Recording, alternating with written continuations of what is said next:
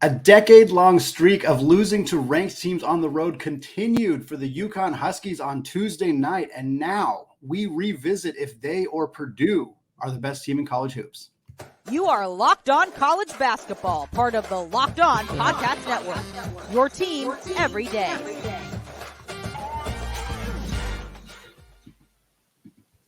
What's up, folks? Happy Wednesday. Welcome into the Locked On College Basketball Podcast, a daily national college hoop show, part, of course, of the Locked On Podcast Network, your team every day. I am your host, Andy Patton, joined today by Leaf to Lean, our regular Wednesday guest and a contributor to the Locked On NBA Big Board. I want to thank all of you for making this show your first listen or your first watch of the day, and remind you that today's episode is brought to you by Game Time. Folks, download the Game Time app, create an account, and use promo code LOCKEDON, and you'll get $20 off your first purchase. Well, we got an exceptional day of college basketball to recap here on today's episode. We'll be talking about BYU's win over Baylor, Utah State over San Diego State, a near loss for Tennessee to Missouri in the SEC. That would have been an absolute stunner. We got some bubble games to talk about as well. Michigan State's loss to Iowa, Wake Forest big win over Pitt. All of this coming up, but as you could all imagine, are eagerly anticipating, we are leading off today's show with Creighton's huge victory over the Huskies of UConn. 85-66 was the final score.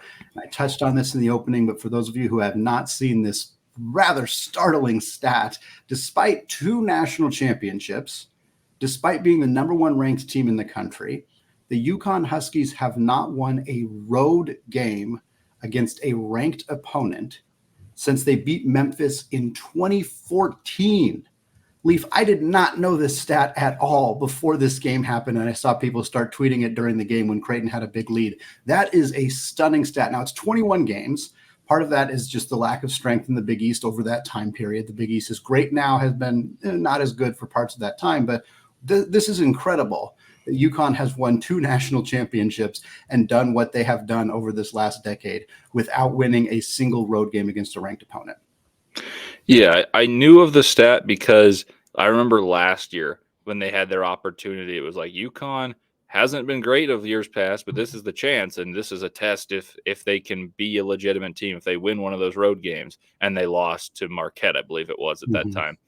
But the greater story to me is Creighton's turning it around. Yeah. Like Creighton, we've talked about this a little bit, and maybe you and Isaac have talked about it more than I have when I've been on here, but Creighton was probably the team that I felt got snubbed the most when the selection committee gave us the top 16 seeds or four sets of four teams. I felt like they were deserving to be a 4 seed at least. And then they come out and play like a team that can beat anyone. And a lot of the stuff we've critiqued them for has been, Stephen Ashworth hasn't been very good in physical Big East games. When Alexander's not going well or when Shireman's not going well, that they don't win. Well, Shireman didn't have a good game. Alexander was stupendous. Kalkbrenner did his thing on the interior. And obviously Ashworth went ballistic in the first half. But typically it's been, all three of their big horses have to be great. And I want to say one thing is, I didn't know about Jason Green. I know a lot about a lot of rosters. Like it takes a lot to shock me in college basketball. When this guy came in, I texted my friend right away, and I was like, "Man, who the heck is this guy?" Because he's got a body to play in big games as a 4, and he stretches the floor. Like Mason Miller is a very good shooter, and he hustles. Isaac Trout is a good shooter, but he's kind of slow of foot. And then this guy, Jason Green, comes in, hits a couple corner threes, rebounds, and then he's locking up Alex Caravan. I think that's a secret weapon that really elevates them at the next level. If he's playing more, the redshirt freshman who broke his hand coming into the season, I'm really impressed with Creighton. I think they were already deserving of being a top 4 seed. Then they beat Butler by 22 on the road. Butler's a bubble team. That's a really good win by that margin, at least. And then, of course, they beat the number 1 team in the country like a drum at their home place after responding to going down early. So I think it's about the Jays more than it is the Huskies not winning a road game. I still think UConn's probably the best team in the country. But you go into a hostile environment, a team gives you their A game, and sometimes you don't win. And that's what I think it was. But Creighton, to me, is a team that needs to be in the top 4. Yeah, Creighton is currently 9th in the net. Obviously, they were not that high when the top 16 reveal came out, but at this point, especially when you look at Wisconsin's struggles, I was a little surprised to see San Diego State in that top 16 reveal. They took a loss to Utah State. We'll get to that a little later. But to me, Creighton was the very obvious team that should have been in that top 16 that was not. And now I'm quite certain if this thing were to be revealed today or tomorrow, that Creighton would, in fact, be in one of those spots, and they would very clearly deserve it. But the conversation now is about this UConn versus Purdue comparison, because we've talked about it, I don't know how many times on the show, pretty extensively, usually at least once a week it comes up. And we kind of had the conversation on Monday of like, all right, UConn blasts Marquette, Purdue loses to Ohio State, who's the second worst team in the Big Ten. It's very clear these two teams are, diverging in different directions. UConn's clearly the number one team. And then this happens. And now we kind of have to revisit this conversation, take a look again, because the resumes have been really close all season long. And now they're kind of back in that same position. UConn is 24-3, Purdue is 23-3. UConn is fourth in the net, Purdue is second in the net. Both teams have a quad one record of 9-3. UConn is 4-0 in quad 2, 2-0 in quad 3, 9-0 in quad 4. Purdue 6-0, 5-0, 3-0. So Purdue has more quad 2 wins, more quad 3 wins, but they have the same quad 1 record.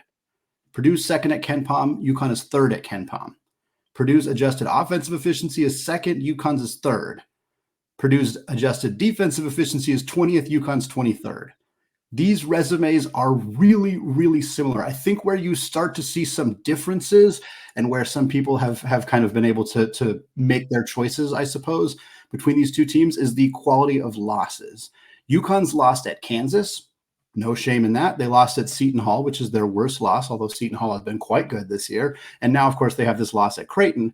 Meanwhile, Purdue's 3 losses are all to mediocre teams in the Big Ten. They're all road losses: Northwestern, Nebraska, Ohio State. So I think that's kind of where some people are saying, well, Purdue's got worse losses than UConn. That's a justifiable argument. I do see it. Purdue has 6 wins over ranked opponents, whereas UConn has 5. Now, some of those teams are no longer ranked teams. Both of them have wins over Gonzaga, for example. One of UConn's is over Texas, who's not a ranked team anymore. But I feel like these teams are really close, and it still feels like you could kind of make an argument either way. Leaf, where are you kind of at with these two teams in terms of the number one team in the country right now? Well, I think mine relies more on the eye test than any metric. Yeah. I'd actually argue that the resume favors Purdue because of their Maui run, where they won against big time teams. They beat Marquette in the final. They beat Tennessee, and those two teams they're on the 2 line. Like if we're just going off of resumes, Purdue in one weekend beat 2 of those teams, and then Gonzaga, who at the time was ranked, with 2 teams that, as of last weekend, by the committee standards, were on the 2 line. So 2 of the best 8 teams in the country per the committee, who is what actually matters, not us prognosticating about it. Right. So they have that. They beat Arizona, who at that time was the number 1 team in the country.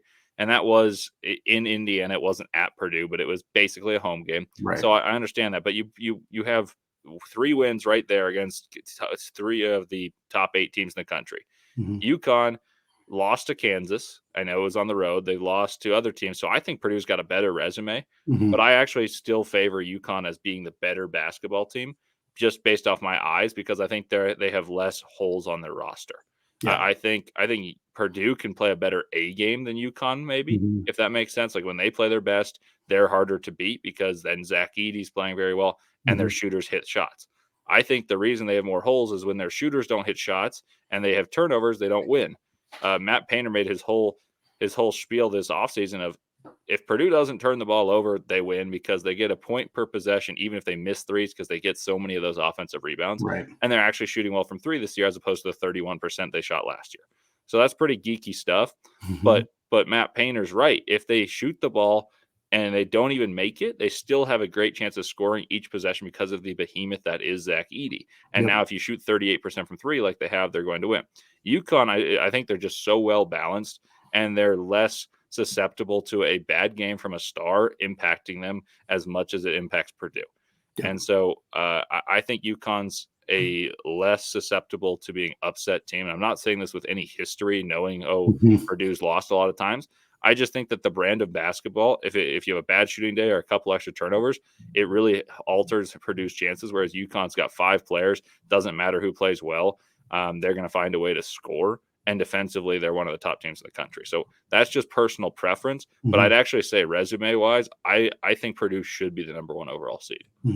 Yeah, I totally understand that argument. I agree with you. I think the UConn can beat you multiple different ways and is less susceptible to. I mean, for them to lose this game, it took Alex Karaban having a bad game. It took Cam Spencer having a bad game. It took Stephen Castle not doing much. It took Creighton shooting the absolute bejesus out of the basketball. Like, all of those things had to happen.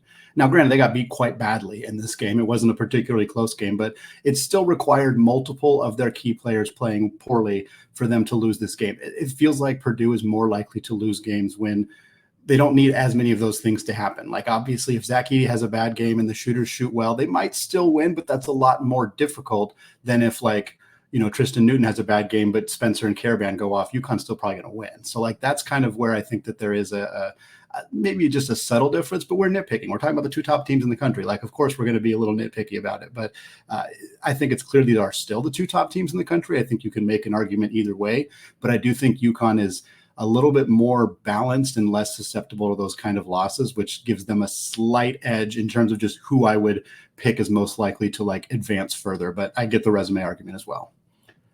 Leaf, we got so many other basketball games from Tuesday night to discuss. We got a pair of high-level programs in the state of Utah picking up big wins. We're going to get to that and a near disaster for Rick Barnes and Tennessee. But first, I want to tell you all about today's sponsor, Game Time. Folks, we are just 3 weeks away from the Power Conference college basketball tournaments, and if you don't have tickets but your team is making a wild run, Game Time is a great place to get last-minute tickets so you don't miss out on all the excitement. Game Time is the fast and easy way to buy tickets for all of the sports, music, comedy, and theater events near you. And with killer last-minute deals, all-in prices, views from your seat, and their best price guarantee, Game Time is the only ticketing app that gives you complete peace of mind with your purchase. And this one's fun. With Game Time's zone deals, you pick the section and Game Time picks the seats for big-time savings. So take the guesswork out of buying tickets with Game Time, where you can buy tickets in seconds with just 2 taps. Download the Game Time app, create an account, and use promo code LOCKEDON for $20 off your first purchase. Again, that's $20 off your first purchase at Game Time with code LOCKEDON. Terms do apply. Download Game Time today. Last-minute tickets, lowest prices, guaranteed. All right, Leaf, let's get into the rest of Tuesday night's action. It wasn't just Creighton beating UConn, although that was, of course, the big story of the game. We did see BYU, the 25th ranked team in the country, holding on to a spot in that top 25 and now pushing themselves further back up with a big win over the Bears of Baylor, 78-71. Baylor was 11th. And this is a big opportunity for Baylor to potentially gain ground in the Big 12 race, and they squandered it. And now they're 8-5 in the Big 12. They're 2 games back from Houston, 1 game back from Iowa State, tied with Kansas. Tough loss for Baylor and an opportunity that they didn't quite take advantage of. Meanwhile, BYU shoots 39% from 3, out-rebounds Baylor, gets themselves a big victory. I also want to talk Utah State beating San Diego State 68-63. The Aggies are in sole possession now of first place in the Mountain West. I was surprised personally that Utah State fell out of the top 25 last week. I thought they should have held onto a spot there. Now likely going to be back into that conversation with this win here over San Diego State. The Mountain West has continued to actually boost each other's net rankings. There was this concern that these 5 or 6 programs would all kind of beat each other up and they would all fall in the net rankings and they'd only get 2 or 3 teams into the NCAA tournament. But the way that these teams have kind of played in these close matchups, the Mountain West is looking like it could still get 4 or 5, probably not 6, but you never know, teams into the NCAA tournament. But Leaf, 2 big wins from 2 big schools in the state of Utah. What stands out to you about these matchups? Well, I think Utah State's win mattered more in terms of the context of both the tournament and just what it meant to the school. Mm-hmm. Utah State is playing a team in San Diego State that's ran the Mountain West the last few years. Mm-hmm. San Diego State has played their best basketball of the season, just got ranked within the top 4 of their top 4 seeds, so top 16 teams in the country. Utah State took sole possession of the Mountain West number 1 spot, And that was a game where they controlled. They were up 5 at halftime. They were up 5-10 for the majority of the game. And then all of a sudden, San Diego State cut it to 1. That would have been a monumental loss had Utah State suffered it. They closed it out very well, got a little bit fortuitous with a back tap after a block, hit a dagger 3, and hit their free throws. Huge win for Danny Sprinkle. And this is a building block for them. As you know, they've shifted through coaches 3 straight years, and they've still made the tournament each and every year. So they've been very good in hiring. But I think Danny Sprinkle is fantastic. And I know this is more of like a Utah propaganda thing, or excuse me, Utah State, but the state of Utah propaganda thing. Everyone talks about Danny Sprinkle being amazing here, and they're saying, "Oh, he should get more National Coach of the Year recognition." But they're right. Like that is like that's a program that didn't have all the pieces. They lost their coach. A couple of their best players followed their coach to VCU, and now they've been within the top 25. As for BYU, I expected them to win that game, and so did Las Vegas. I mean, they were 4.5-point favorites by the time that game started. Yeah. But just from a watching basketball standpoint, if you watch Baylor and BYU, Baylor's good at protecting the rim when Eve Missy's in, but BYU's bigs don't go to the rim. So they space out, and Ali Khalifa shoots, Noah Waterman shoots. Fus Traore is smaller, so he kind of burrows his way in as opposed to like a big, lengthy big that someone that Missy can influence at the rim. And BYU is a really good home court advantage. So that was a game I expected BYU to win. So I'm a little less like moved by it, but I think it's good that they won it, like especially considering they got down 8 early, but they were in control the vast majority of that game. And I personally wasn't terribly moved by it because I think Baylor's overrated. I know they're a 3 seed, and perhaps the resume dictates that, but I watch them play and they don't move me. I think they're just about on par with BYU in terms of their holistic schedule. They're probably better because they're better on the road, but that one, I think Utah State was a more important win. Yeah, I'm with you there too. I think the Big 12 has kind of had these teams all kind of clustered together now, and part of that was also Texas Tech surviving TCU. They only won by 2 in that one. Tech, 23rd ranked team in the country, nearly lost here to what would have been an unranked team. Although, again, I think the difference between Texas Tech and TCU was incredibly minimal. And this game, I mean, every single time I checked on it, it was within 4 to 6 points at most. So it was pretty much wire to wire the entire game, really close one. And now Tech is tied with Baylor and Kansas in 3rd place in the Big 12 at 8-5. TCU is 7-6. They're tied with BYU. All these teams kind of are really clustered together in the Big 12. And I think you're right. It feels like the separation between pretty much every team in the top half of the Big 12. I think Houston's got a little bit of a separation. Iowa State, maybe a little bit after that, but there's a lot of team bunched together right there. And that was one of the other ranked games that happened on Tuesday. We also got to talk about Tennessee. Wow. Rick Barnes' team almost lost what would have been an absolute stunner here. They escape against Missouri, who is winless in the SEC, one of the worst teams, one of the worst Power 6 teams this season, a really big disappointment for Dennis Gates and the Tigers this year. Tennessee was down by 3 at half. They did not make a single three-pointer in the first half of this game. They were only 32% from the field. Dalton Connect was 0 of 6 with just 2 points in the first half. They fought back and won, but I don't think they win the majority of SEC games with that kind of first half. I mean, maybe Vanderbilt, maybe, but I don't think they beat anybody else. I don't think they beat Ole Miss. I don't think they beat LSU or Georgia or teams like that with how they played in this first half. They managed to secure a victory and come out of it, but man, some really rough stuff from Rick Barnes' team in that one. Yeah, I think this is a team that you don't want to play, especially when they're in Knoxville, but they're not a consistent enough team to warrant that number 5 spot in the country to me, because Dalton Connect's been sensational. He's scoring 20 a game, and even more than that in SEC play. But if you look at some of his best scoring outbursts, they're games that Tennessee either lost or had to come back from behind to win. So I think in a way he's so good and he's scoring so well that Tennessee's rest of his team is lagging behind. And that leaves them susceptible to me to being upset because they could be prone to droughts. If he's at all off, who's going to score?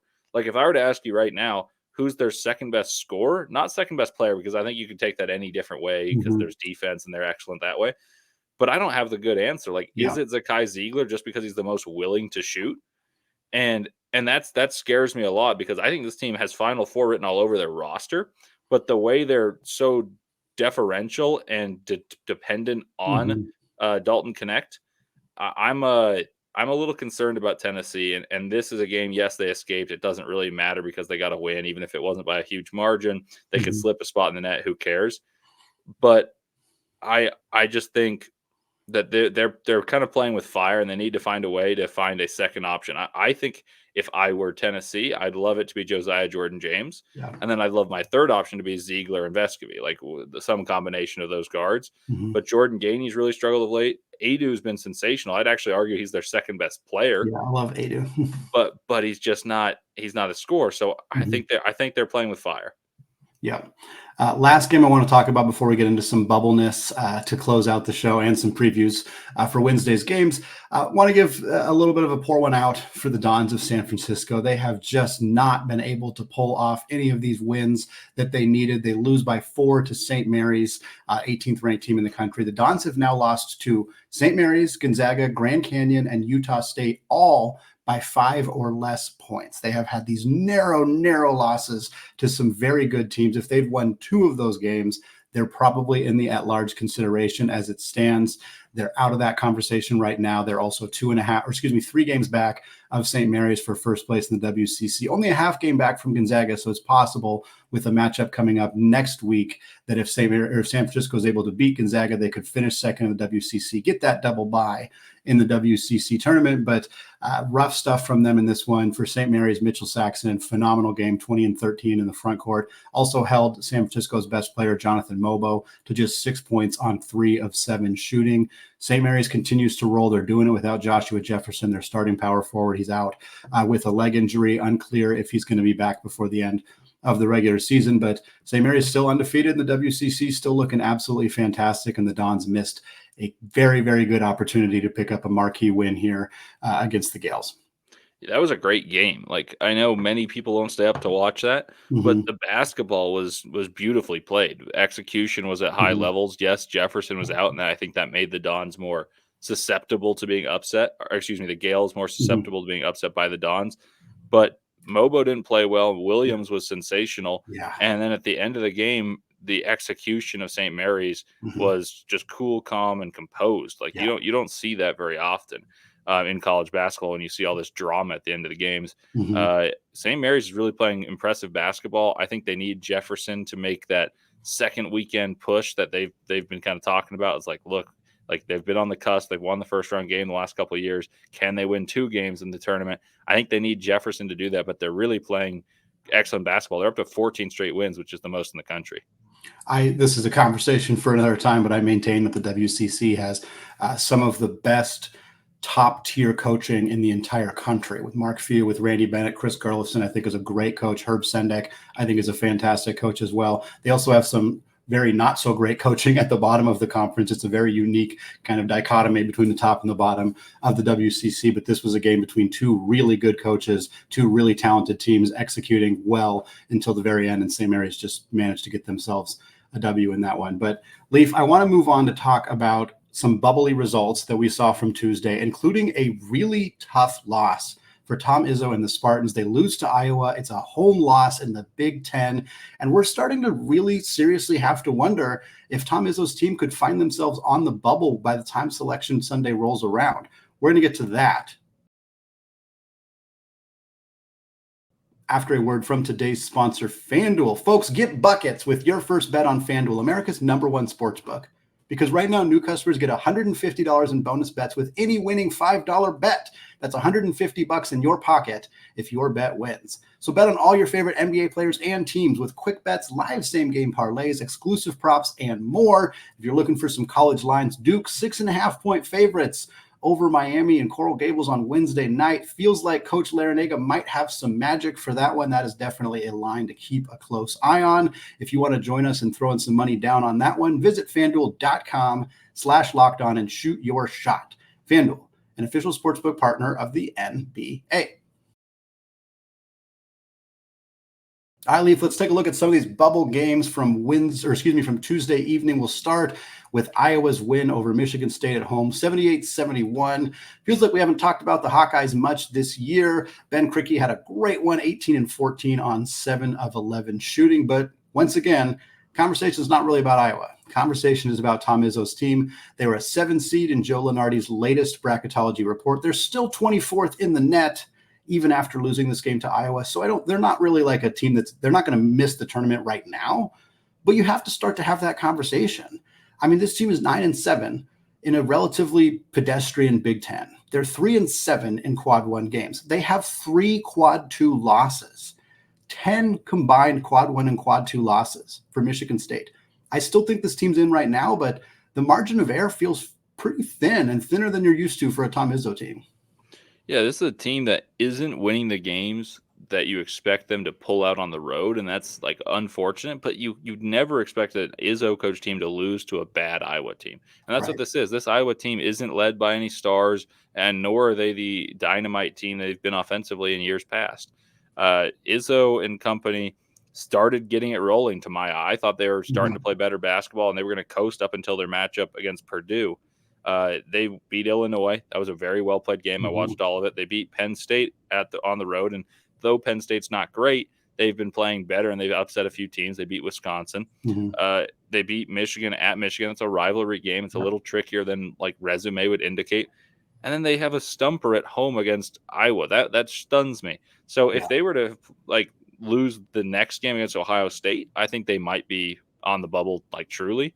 I think right now they're probably safe as a 8 and 9 seed. Yeah. But it's just so strange to see a team looking better and you're like, oh, there they go. Izzo's getting ready for March. And like, I know it's cliche, but it's true. His teams really do peak at the right time of the season every year. And right now they're not looking particularly great. And I don't think playing Purdue on the road, Northwestern at home, and Indiana on the road is going to be easy to finish the year. So they really need to win against Ohio State. And I think that puts them like safe in the tournament. But it's more difficult than you'd think, and I'm concerned about them. And I think Tyson Walker's hurt; he just doesn't look right movement wise. But I love the way he plays, and they need a fully healthy Tyson Walker to make any noise in March, as you're accustomed to seeing the Spartans do. 3 more bubbly games that I want to talk about real quickly. Wake Forest crushed Pitt. I mean, crushed them. 91-58 was the final score here. The Demon Deacons went from 40th to 26th in the net with this one victory. They are still just 1-5 in those quad 1 games, and they're 4-4 in quad 2. So the resume still to me feels questionable. But Wake Forest has played some really good basketball, especially as of late. They got 3 quad 1 games left against Duke at home. They're at Virginia Tech. They got Clemson at home, which is a borderline quad 1 game right now. But if they can pick up one of those games, 2 of those games especially, they put themselves pretty securely in that field. Moving over to the Big East, Villanova taking down Butler 72-62, 22 points from Eric Dixon. I think Butler's starting to see those at-large hopes fade away. 3 straight losses. Now they're to Marquette, Creighton, and Villanova.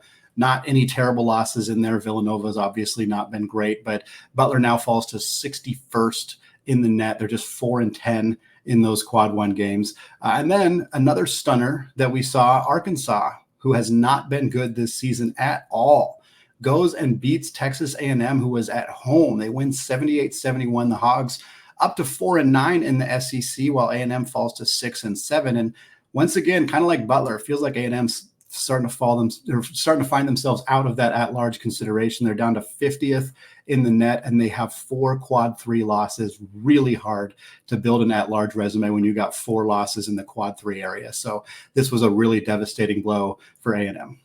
It baffles me because this is a team that I thought would be a top 15 team all year. Like they returned players from a team that was a 7 seed last year. They lost in a tough matchup to the 10 seeded Penn State.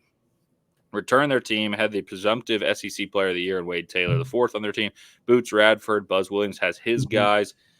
And they just lose games that make you confused. Like at home, they should be a nightmare to play, and they were at different times this season. Like they've pulled big wins off at home, but then they lose absolute stumpers. So I agree with you. I think they're out of the bubble, but man, at the end of the year, if I'm playing Texas A&M, I'd be terrified because that's a team that has all the talent in the world. It's just playing badly and is now desperate. But I agree with all your assessments. I think Butler's probably done, and I think it's going to be very difficult for Texas A&M to get in, barring a big-time SEC tournament run. One ranked on ranked game taking place Wednesday night. Florida, 24th ranked team, the Gators at Alabama in the SEC, 7 Eastern time on ESPN2. FanDuel currently favors Bama by 8.5 points. Leaf, this is an incredibly fun game, and I'm really excited to see if Florida can go into town here and then pick up a huge road victory, really help their resume, or if Alabama, who has continued to skate by and continued to be at the top of the SEC, if they can stay at the top with a big win here over the Gators. I can't wait. This is the game I've had circled all week. I think Florida is the most underrated team in the country. Andy can attest. I've had them ranked each of the last 2 weeks, Yeah. and maybe even 3. Mm-hmm. I think Florida is the absolute nightmare for a 1 or a 2 seed to get in their second round. Obviously, they have to win their first, but this is a team that's really starting to play well. They did not coalesce early in the season, but they're the number 1 rebounding team in the country. They have 4 guards that score over 10 a game, along with 1 big guy, Tyrese Samuel, and then they have 3 bigs that play, and like they have a top 8. They have 4 guards and 4 bigs that play, and they have 5 players that score on the top above 10 points a game, and then there are 2 bigs that are true rebounders and selfless players. Condon and Hanglockton play lots of minutes and score about 6 and 7 points each. Alabama is not a good defensive team. This is going to be a shootout, but I actually think, even though Alabama's great at home, they're the SEC's top seed right now in terms of just SEC standings, not rankings of the tournament. I think this will be a really good game, and I wouldn't be surprised if Florida gets a chance at winning on the road at Alabama against the top team in the SEC.